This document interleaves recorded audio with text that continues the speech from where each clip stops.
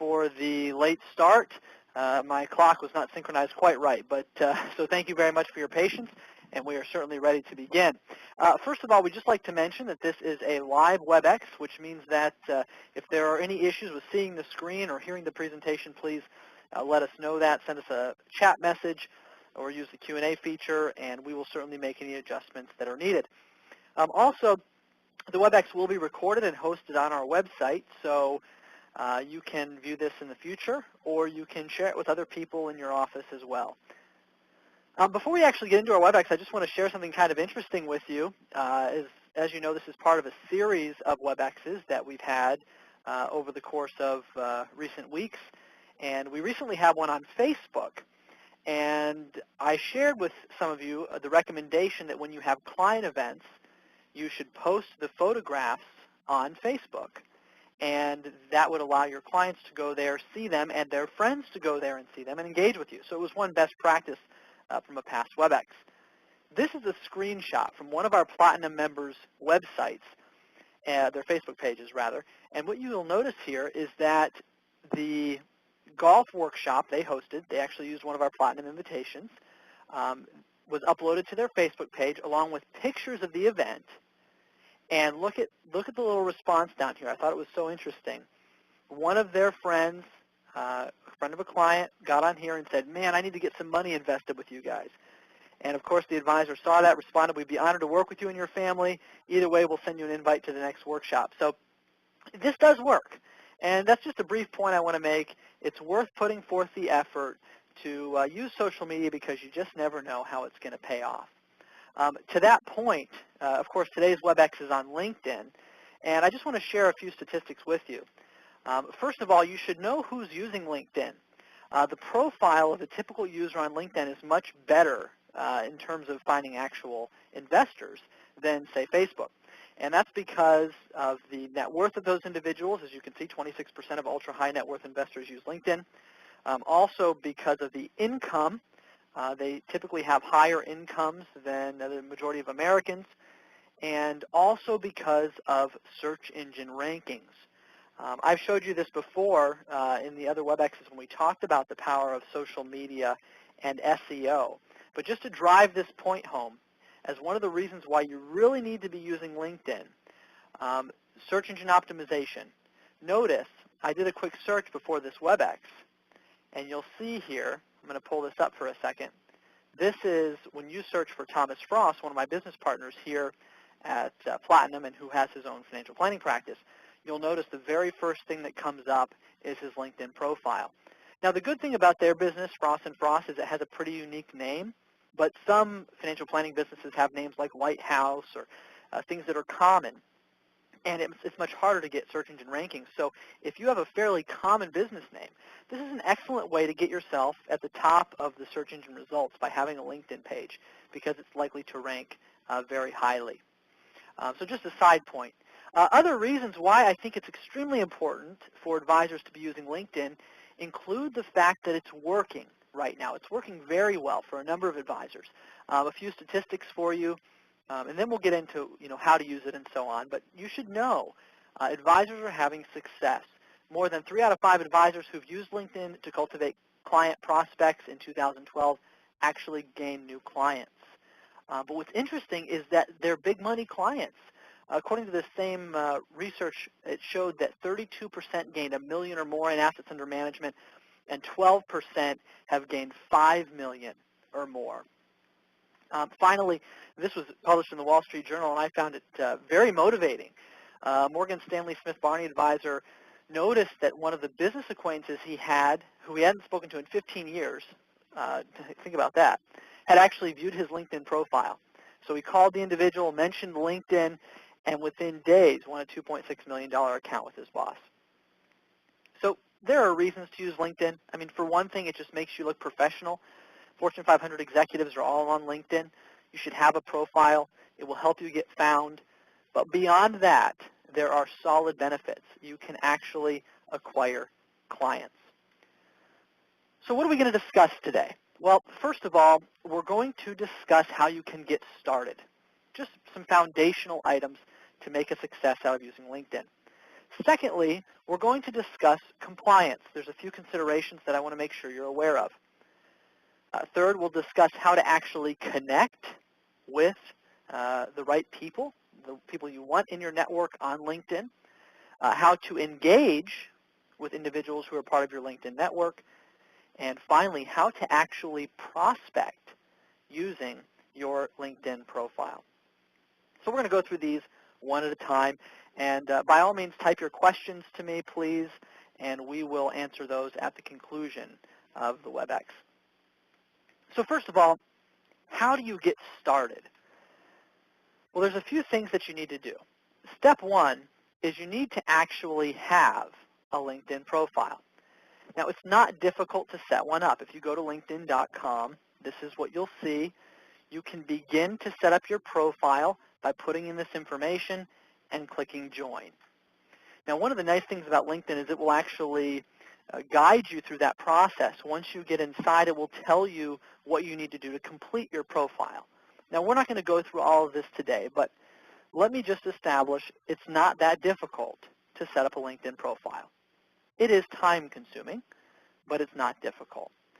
I'm not going to walk through all those steps, but I do want to show you once you get in to your LinkedIn account and you look at your profile, some things that will help you make sure that it's complete. So we're looking actually at my profile right now. And if you'll notice here, if I go in and I go to Profile on the menu and I hit Edit Profile, notice what happens.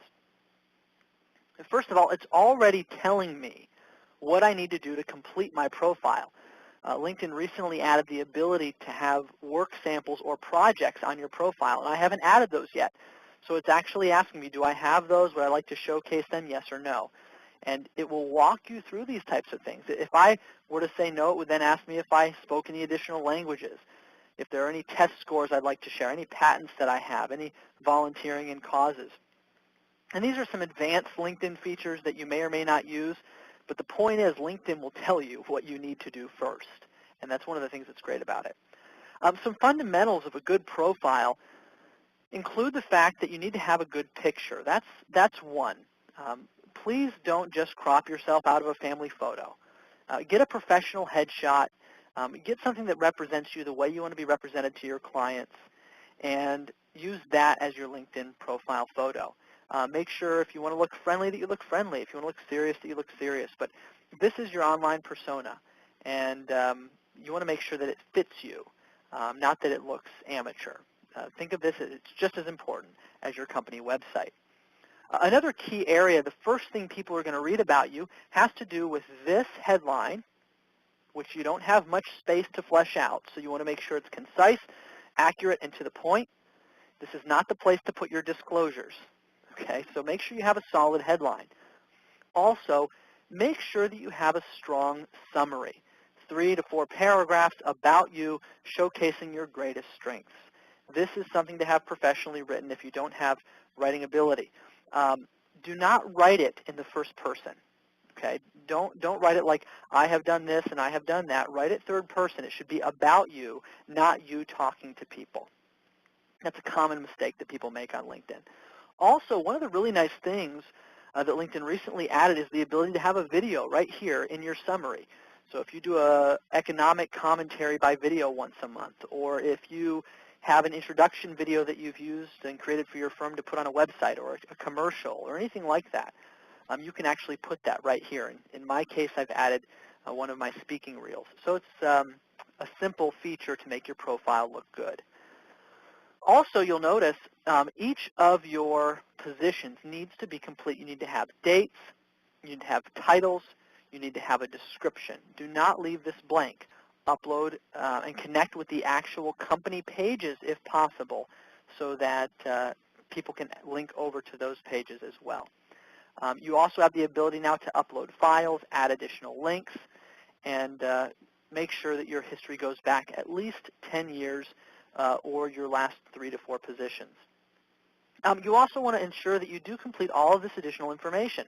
Any courses that you've taken, any certifications that you have or licenses. Also, we'll talk about recommendations in a minute, so hold off on this part. But publications, any education that you have, make sure all of that is added. Any awards, go through, take the time, ensure that your profile is complete. That is the first step. You should do this before you actually begin inviting people to network with you or connect with you on LinkedIn. And by the way, somebody just asked me, do we suggest the paid version or the free version? We're going to talk about that in just a minute. And for those of you who are struggling with audio, I apologize. You'll have to dial into the audio conference and access the audio that way. So just a couple side notes there. Okay, so that's how you get started. Set up your profile. Do it well. After this, though, you need to really think about compliance. There's a few considerations here. First of all, your broker-dealer or RIA or whoever your compliance department is probably has some kind of tool to monitor your social media activity. There's probably a plug-in. Maybe it's Serato or Smarsh or Actiance. You can't just have a LinkedIn profile without that monitoring in most cases because the regulators, FINRA in particular, requires your compliance department to supervise your activity. So make sure that plug-in, whatever it is installed. I can't tell you what plugin you need to use. You need to ask your compliance department about that. But furthermore, you need to notice that there is a certain feature of LinkedIn you cannot use. At least the way we interpret the laws or the rules, you can't use it. And your broker-dealer will probably agree with me. And that has to do with the testimonials or recommendations and also the endorsements feature because they are considered a implicit recommendation of you. And according to the SEC, that's not allowed. So there are two features of LinkedIn that unfortunately you can't really use as an advisor. And those are, one, recommendations. Now you'll see here I have some recommendations on my profile. Now the reason I have these, okay, is because I actually have a outside business activity. And my compliance department allows me to have these recommendations. But bear in mind, if your compliance department does not allow that, or if you don't have an OBA that allows you to have it, you probably won't be able to show these recommendations. So you can go in and manage these and make them invisible. But before you do that, check with your compliance department. So that's one area that's problematic. The second area, and I know it's very popular on LinkedIn, but it has to do with this endorsement section where you put in your skills, which you should definitely have your skills, okay? But what you can't show is the endorsements. So to remove these, you go into the skills and expertise section, you hit edit, and it will ask you if you want to display your endorsements, and you should select no. Do not show my endorsements. I know it stinks, okay? It's nice to show your endorsements. If your compliance department will make an exception and they'll take the heat if the SEC comes after them, well, then maybe you can do it. Maybe you have an OBA that will let you do it. But in most cases, it's an implicit recommendation of you. And that's something, unfortunately, in our business that's not allowed. So make sure you do take compliance into consideration. Make those adjustments to your profile so you don't get in trouble. All right, so we understand compliance. We have our profile set up. We're good to go. Now, how do we make connections? And we're going to talk about 4 ways to add connections to your profile. And this is a good place to start. Before you even do any prospecting, just work on building your network. So the first way to do that, navigate over to LinkedIn. When you go to network, okay, so this is your menu up here. I mean, most of what you need is going to be right here. So you go to network, add connections, and it allows you right away to get started. You can do this by accessing your existing email. They'll import your address book right from your email, allow you to manage your contacts, send invitations to individuals. You can use Yahoo or Gmail or Outlook or Hotmail or AOL or any other form of email. One of the things you'll probably find is that when you do this, there are a lot of people in your network who already have LinkedIn profiles. And once you connect this, it will show you who has profiles, who doesn't have profiles, and if they don't have profiles, it will actually try to kind of trick you into inviting those people to LinkedIn. I don't recommend that. If they're not a user on LinkedIn already, I mean, what are the chances they're going to really be a good contact for you? They don't have any other contacts. So focus first on the people who already have LinkedIn profiles. That's my recommendation, but take that with a grain of salt.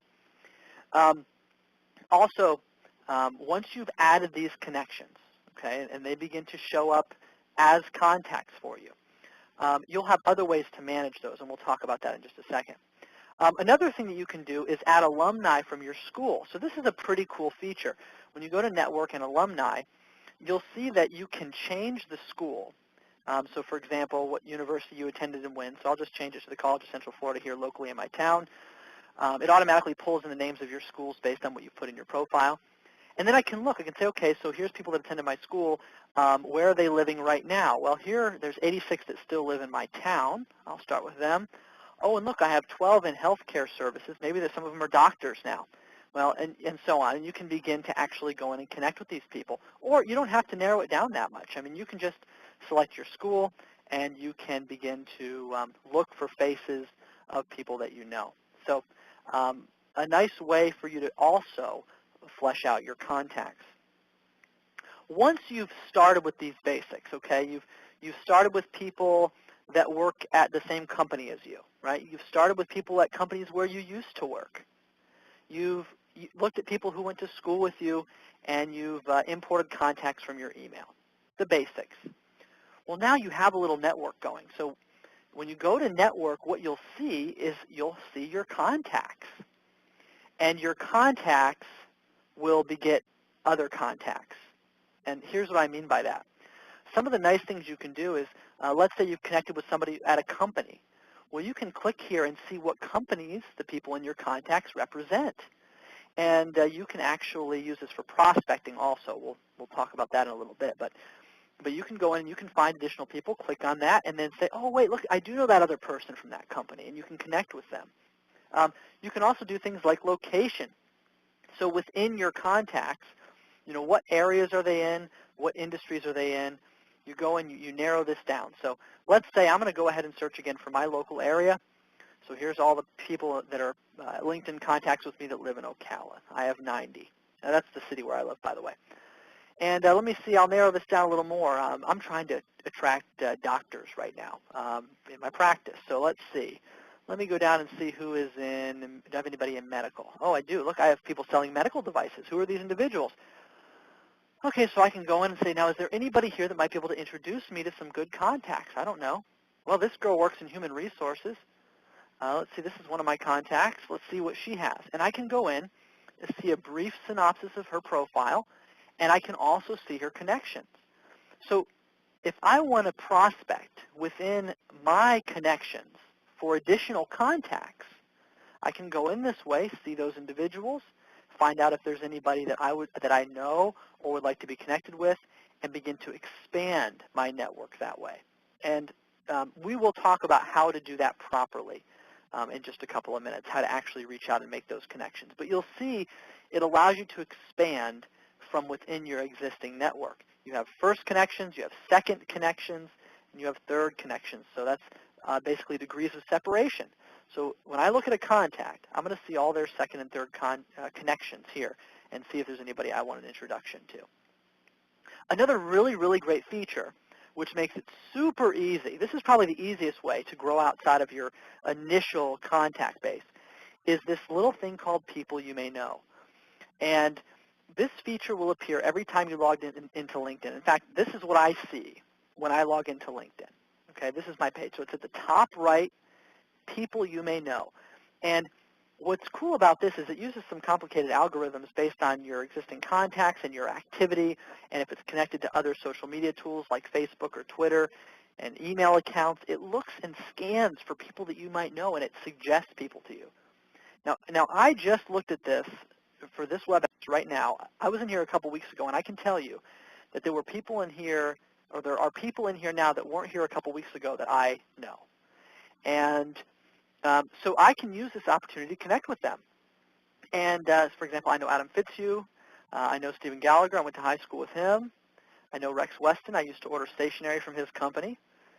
This guy's in a network that I am called the Young Entrepreneurs Council. Now, see, I'm just clicking on this and connecting with these people. Now, I'm going to tell you that's not the best way to do it. Okay, they'll be okay with that when they get my invitation, and they'll probably connect with me. But what's a little bit better is actually to click on this add a personal message. And now I can say, hey, Madeline, how are you and your husband, right?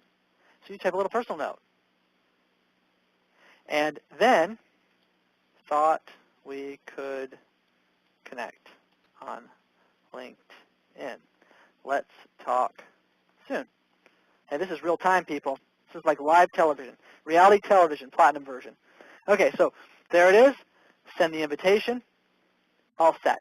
Now it's personalized, and that is the best practice. Okay, you can use it the way I showed you. Just click. This is actually a relative. There we go. He won't care. So you can just go through here and click, but you can also send a personalized note, and obviously that's the better way to do it.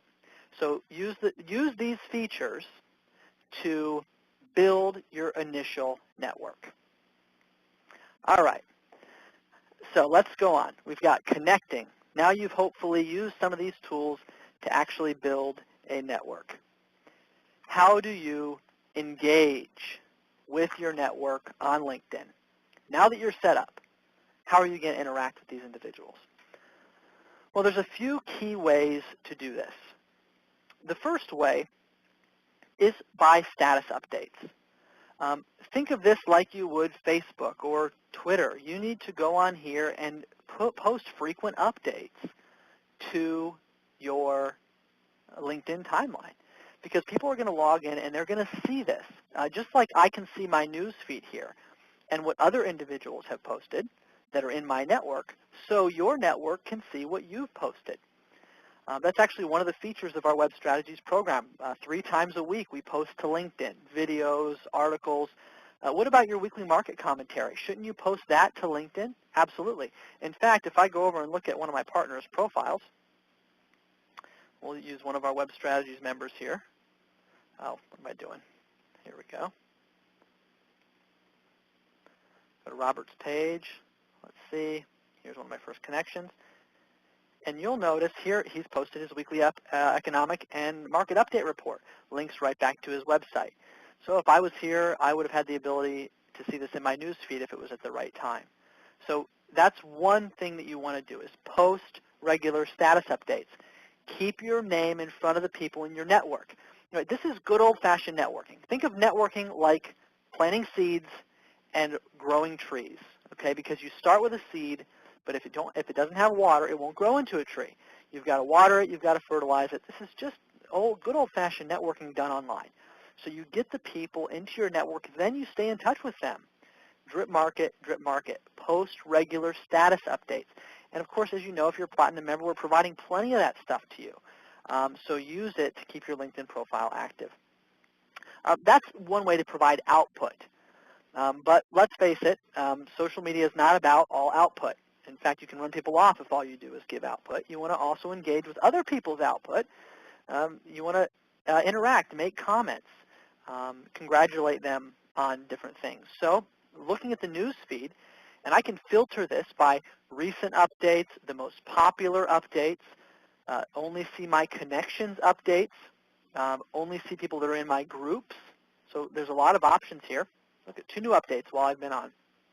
So when you go in here and you see this, it allows you the opportunity to interact, to engage, to comment. When people post articles, when they share thoughts, when they get promotions, when they, here's something Thomas shared. Look, here's a video, so I could comment on this. So go in and share things with people. So here's one of my contacts who shared his commercial on Bloomberg News. It would be nice of me to go in and compliment him for the quality of his commercial, and I would, but I haven't seen it yet, so I don't want to make a fool out of myself. It might be terrible, but you get the idea. Okay, use this just like Facebook. That's what it's like. Spend a couple minutes at the beginning of each day, go through, look at your LinkedIn news feed, and see what people have been updating and engage with them.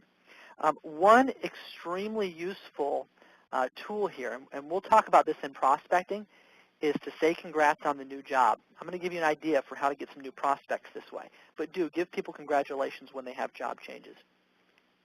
Another key feature, in addition to this update stream, is to use groups to engage with people.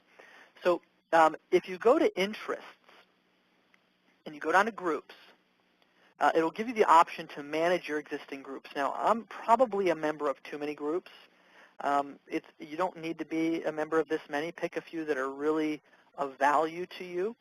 But when you log into these groups, you'll find that there are a ton of things happening.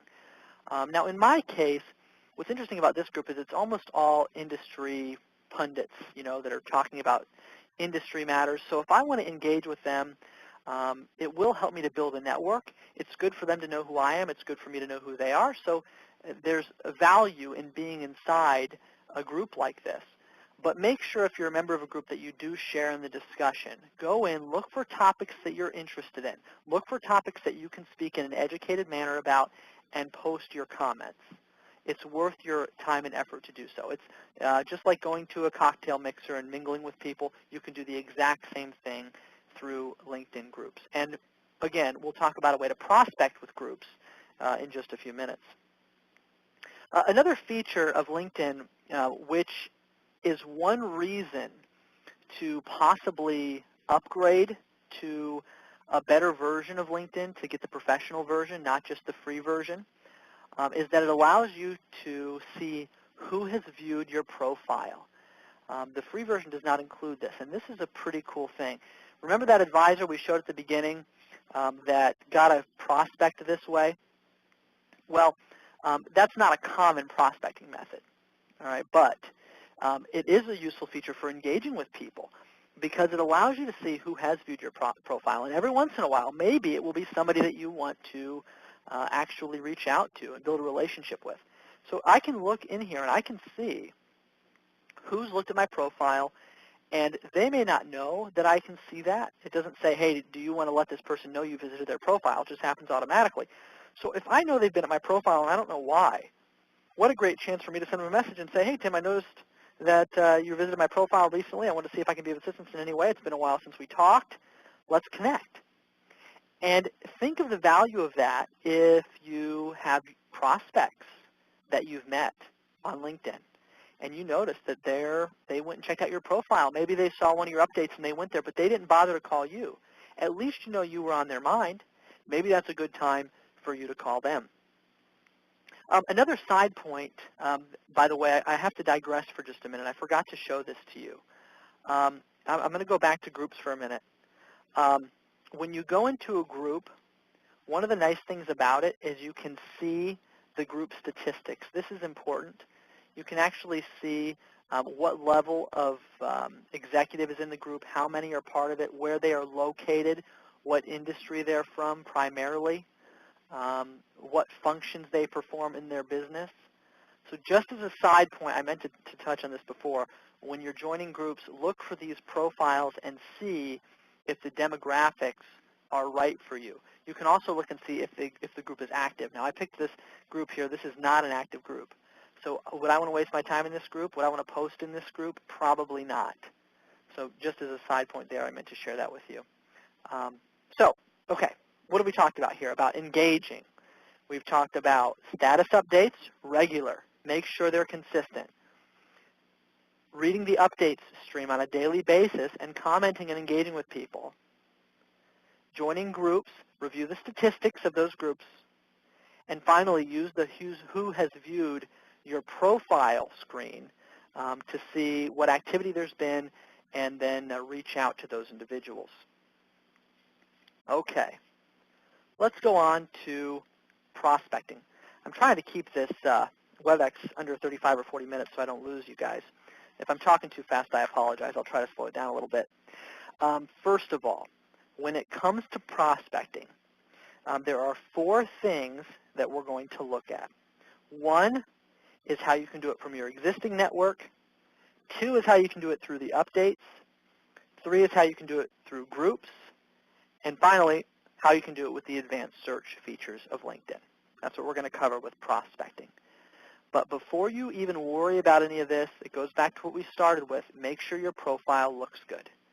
Because all of these efforts that you're going to make in prospecting, if you reach out to individuals, the first thing they're going to do, because you use this channel, is they're going to look at your profile.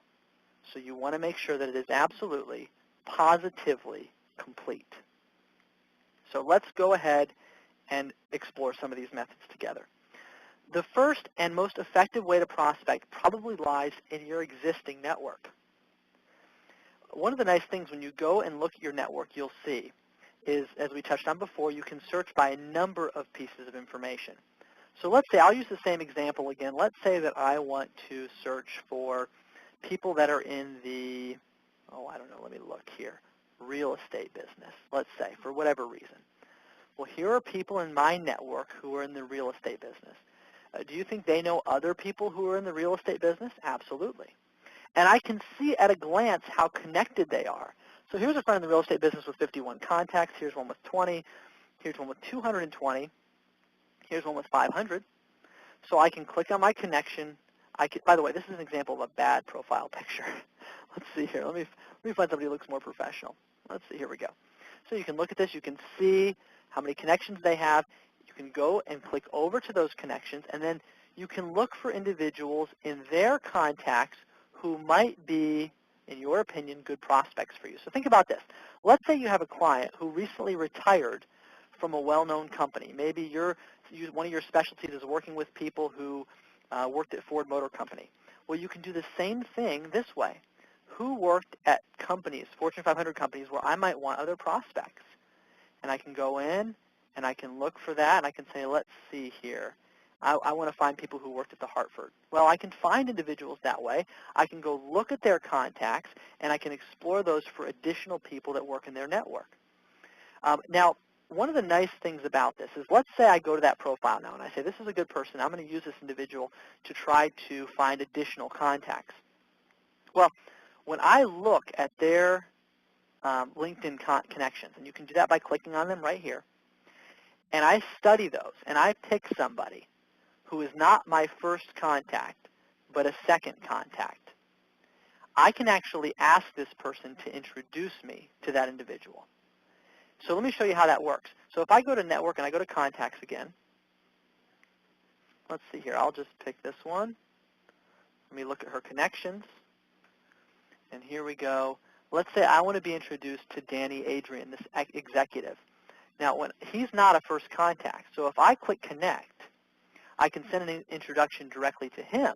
That's one way. But if he doesn't know me, what are the chances that he's really going to answer my response? Probably not very good. But what I can do is I can go to Danny's profile, and now I can get introduced. See, so this is the feature that's useful. Now, I'm going to ask Danny for an introduction, or I'm going to ask to be introduced to Danny, rather, and it will immediately show me who are my contacts that know Danny. Well, I know Claudia. She knows Danny. So now I can send Claudia an email and say, hey, Claudia, I really like Danny. I'd like to get to know Danny. He looks like somebody that might be able to benefit from my services. Would you mind making an introduction for me? Now, that's not how the email goes, obviously. You want to be very professional. You want to give her a chance to say no. But the idea is you can ask for a personal introduction. Maybe you have a client who's on your LinkedIn profile, and they have a friend who you'd like to have as a client. Could you send them a message and ask for an introduction this way? You know, I wanted to meet so-and-so. Maybe we could have lunch sometime. If not, could you make an introduction for me on LinkedIn? If not, it's no problem. But you can use it to find people your clients know or your contacts know, and to get introductions by industry, by company, by area. Very, very simple. So again, this is an area you should spend a lot of time with. When you go into the network and you look at your contacts, just as we're doing here, you can search by location, so by city, and again, you can use this as a treasure trove of potential business. Another feature that you might want to look at, which is a little bit broader than just from your existing contacts, are the advanced search features. So if we go over here for just a minute, you'll notice that this is not quite as narrow.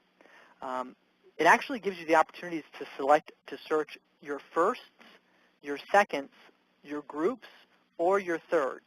So remember we talked about degrees of separation. So your first connections are the people you're already linked to. Second connections are people they know. Third connections, you have to get to through two people to meet them. So don't start with your thirds. And groups can be very large, even thousands of people. Maybe you don't know them. And you already know your firsts, right? So start with your second connections. Go in.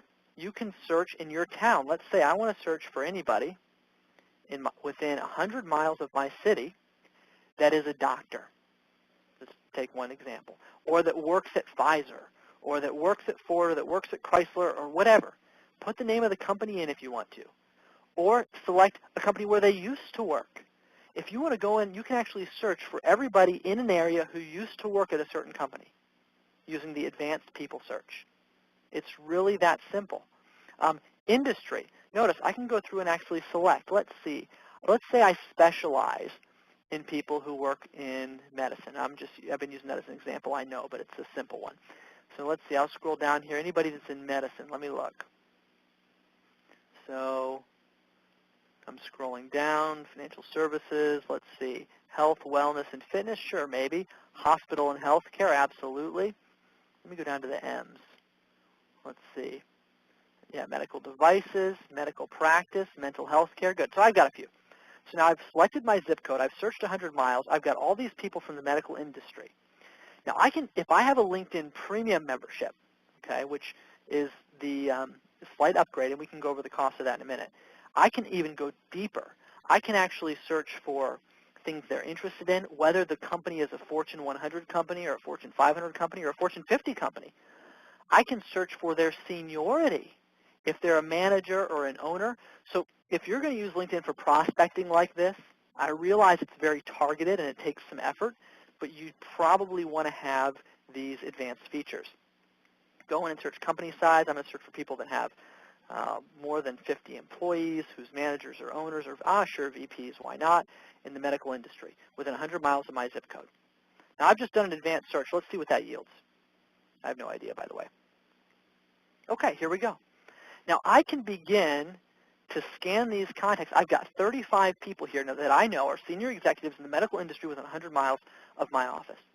Do you think there might be some good people in here to contact? Absolutely. Let's say this Kate person is somebody that I would like to reach out to. It's not that difficult now to do it because when I go here, I have an in-mail option, which is one of the advanced features of LinkedIn, where you can email the person directly. A base LinkedIn membership will not allow you to do that, so that's one option. Or I can connect with them, although if I don't know this person, LinkedIn's not going to let me connect, and it's a bad practice to do that. So file that away. Don't just connect with people you don't know. Either subscribe to Premium and send an in-mail, or get introduced. Remember, we talked about that before. So if I click on this now, see, I already have a contact in my network who knows Kate. Subton knows Kate. So now I can ask him for the introduction. Now, I didn't start with Subton like I did with my network before. I just did an advanced search for people that I want, and it tells me in that search everybody who's a second, because I only searched for seconds, right? So these are all people that I know are in the medical industry and within 100 miles, executive level, and they know somebody I know. Now, that's powerful prospecting. And if you've never used LinkedIn for this method and you're willing to commit a little time to writing some introductions and asking for some introductions, then it may be a very cost-effective way to get in front of some of the right people. Another way that you can actually prospect on LinkedIn is through groups. We talked about groups a little bit before, but what's really cool about groups that you've got to bear in mind is you want to be in groups not just with people of similar interests like in the financial industry, because that's not going to help you in your business, but you want to find groups of people who have maybe similar challenges but where you can help them, such as small business owner groups or human resources groups, right, or local networking groups. So I told you my city is Ocala. So if I search for Ocala, now look, I've got, let's see, who's in here in groups? It'll separate them, connections, companies, and groups. Here's the Chamber of Commerce group. Well, that's a good place to start. Here's the Ocala Online Leads group. I don't know what that is. Let's see, let me search for something. Let me search for business in Ocala. Ooh, Ocala Business Networking, Ocala Small Business Technology. That only has 4 people, but this has 184. Now here's an Ocala Business Networking group. This means other people from my town are looking for opportunities to network. Do you think this might be a good place for me to find small business owners who could benefit from my wealth management services? Well, there's a very good chance. And so you can use groups for prospecting as well. Join those groups, engage in those groups, just as we talked about before, and then request direct connections with people in those groups. So that is just a few ways for you to prospect on LinkedIn. One other thing I want to show you before we conclude this section is in your news feed, when you see congrats on a new job, this is also a good chance for you to prospect. When you see title changes, when you see people leave one job and go to another, those things get updated here. Now, think about what people face when they leave a job and go to another job. In many cases, don't they have a 401k that might need to be rolled over, that they might need some guidance with? So don't you think it might be a good idea to make a comment, congratulate this person, build a connection, and then maybe a week or two later say, hey, by the way, since you changed jobs, a lot of people that I know when they change jobs struggle to know what to do with their former 401k. They don't know if it's allocated properly. They don't know if they should roll it over. Some people withdraw it, which can be a bad decision. If you'd like any financial guidance, that's what I do for a living. And there you go. You've just got another prospect. And you can do this with the advanced search features also, right? Looking for people in your network and then looking at their profiles to see if they've gotten new jobs. All these little elements add up to be a good prospecting channel.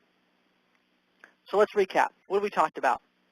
Compliance, right? Getting started, setting up your profile, making sure it's compliance friendly, connecting with the right people, engaging, and prospecting. Now, I realize this has only been about 40 minutes and I covered a lot of things. So I wish we could go on for longer, but we find we get better results if we keep them short and sweet. The replay is available. If you have questions about any of this, you can call our office.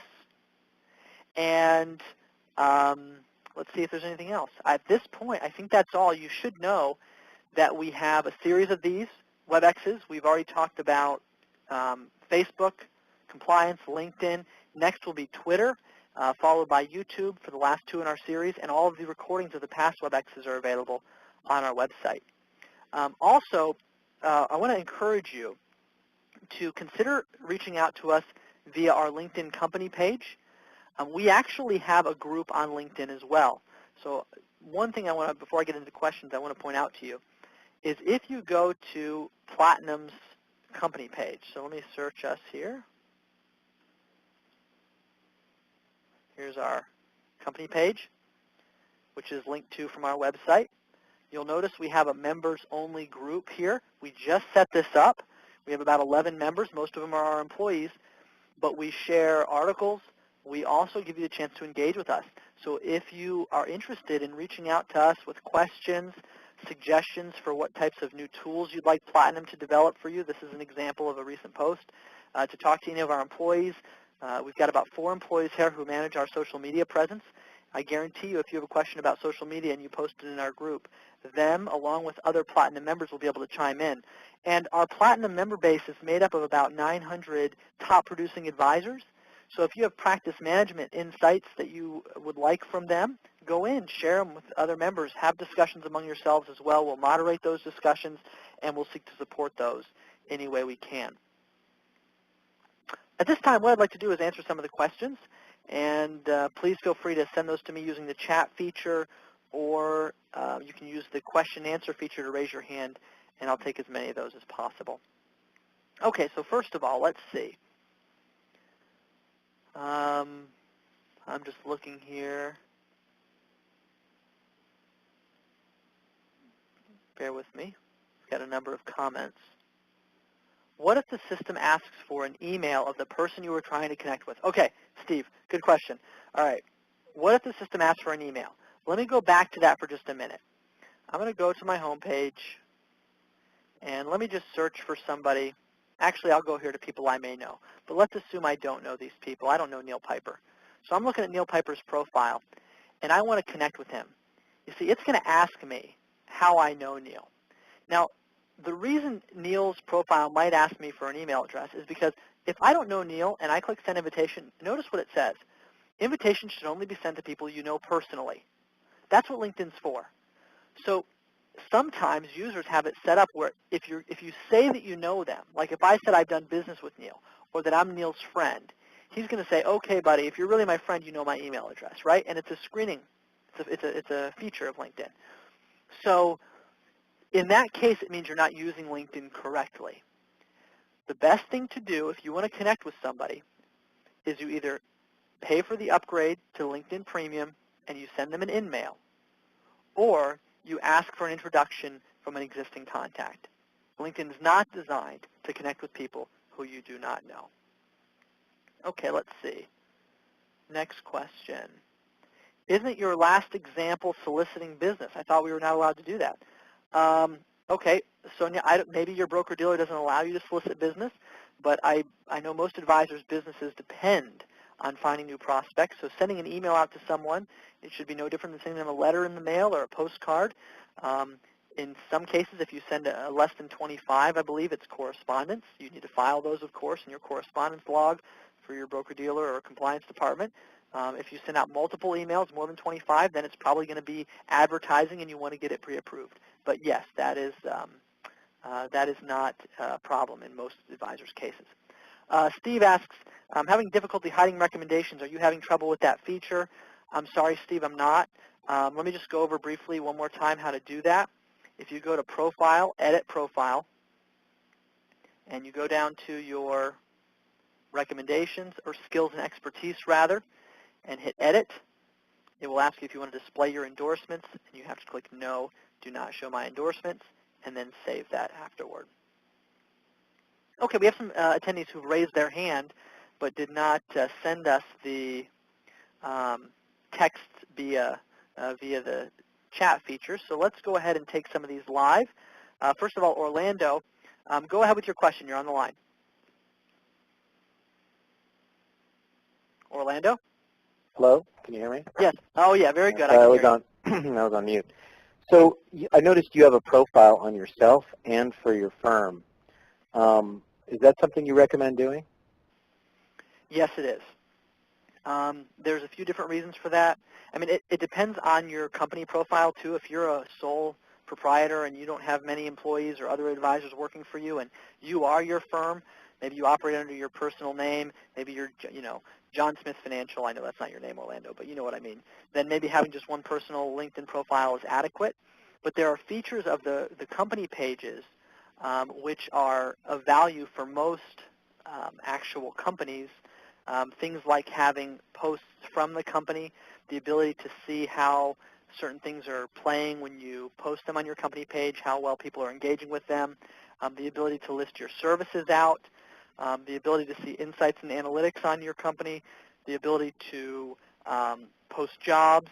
So a lot of those things a personal profile will not allow you to do, and this will provide additional support for your search engine rankings if people search for the name of your company. Does that answer your question?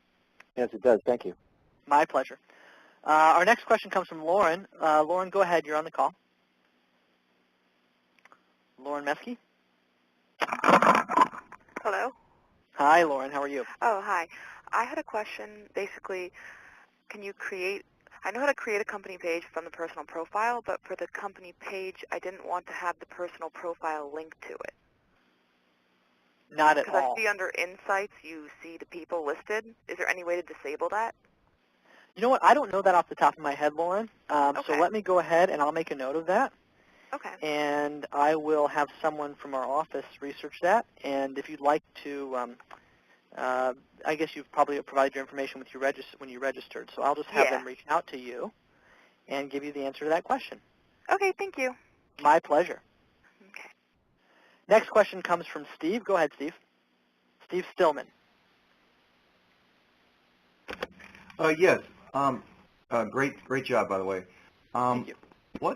I've turned off the endorsement feature so where it doesn't show it, but I still get endorsements, and then of course you get people wanting you to endorse them.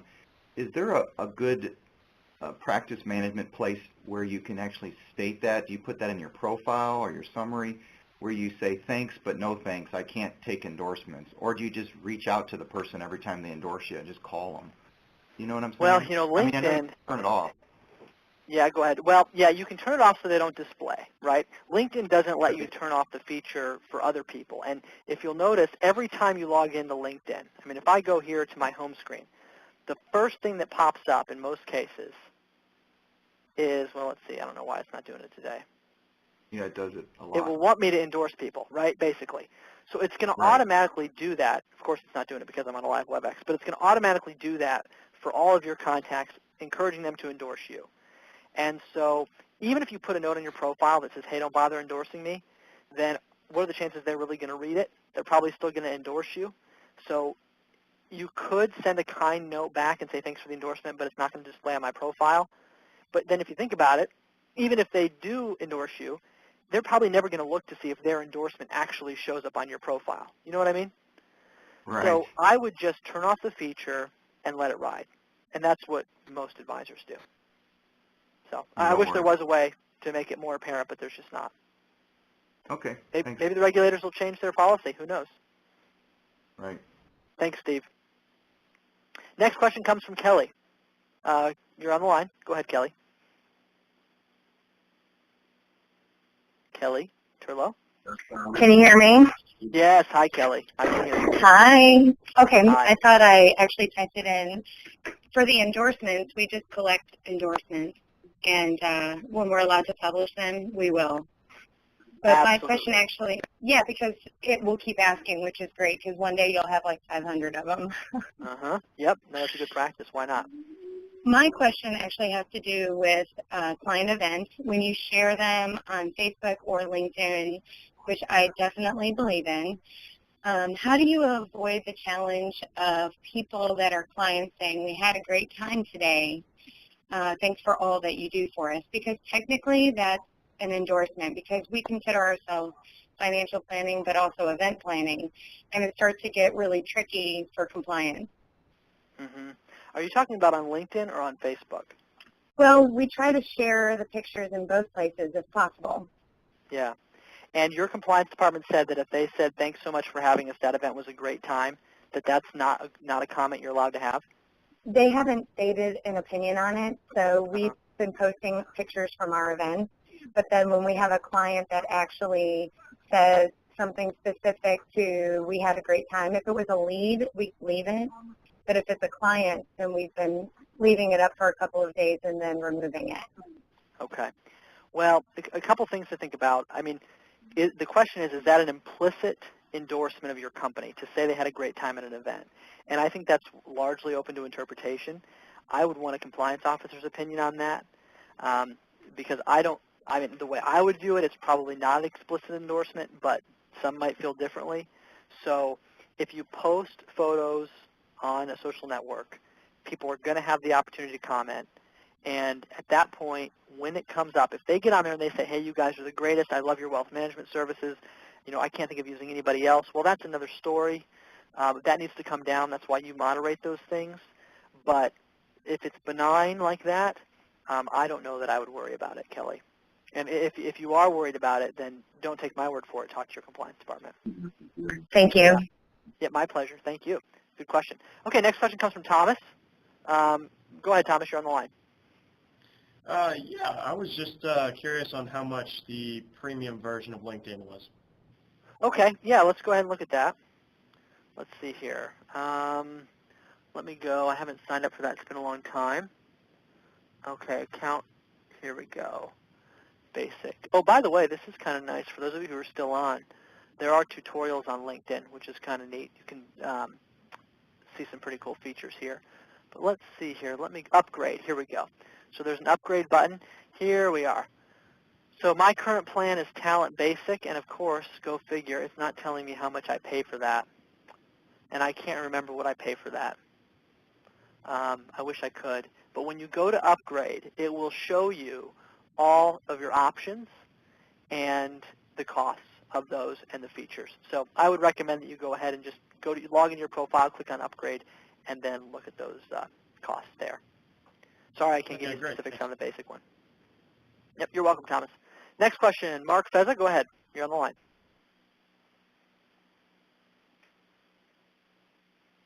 Mark Fezza?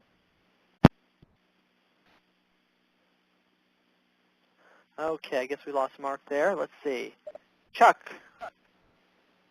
Go ahead. Chuck Williams? Chuck Williams? Yep, go ahead. You're on the line, buddy.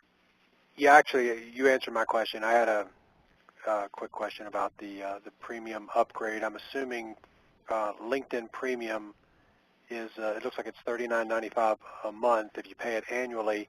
But the question I have is, my computer says you have to allow cookies to be able to upgrade, and so that's my only problem. You don't happen to know that answer real quick as to how to go and allow cookies on your screen, do you? Online? Yeah, it's not that difficult, actually. Rather than take up time, because I have a number of questions, call our office, ask for our web department, and somebody will tell you how to enable cookies on your browser. Not hard at all. That's great. Thank you. My pleasure. All right, next question. Kate? Kate Thon? Oh, yes, I'm sorry. That's okay. I know there's a lot of people on here. No problem. I wanted to know if there is an invitation to an event-type feature. I know there are things like that on Facebook where you can, send out, we're doing, XYZ on XYZ date. Please join us with an RSVP feature. Yeah, excellent. What I recommend doing for your own sake, okay, for simplicity's sake, is use a service like Constant Contact to manage your events. And in fact, we've found this works better than using Facebook or LinkedIn or any other tool for that purpose. Use a central tool for event management. It could even be your website, right? I mean, like, I know on our websites, if you have a Platinum Web Strategies website, for example, I'll just show you how it works here.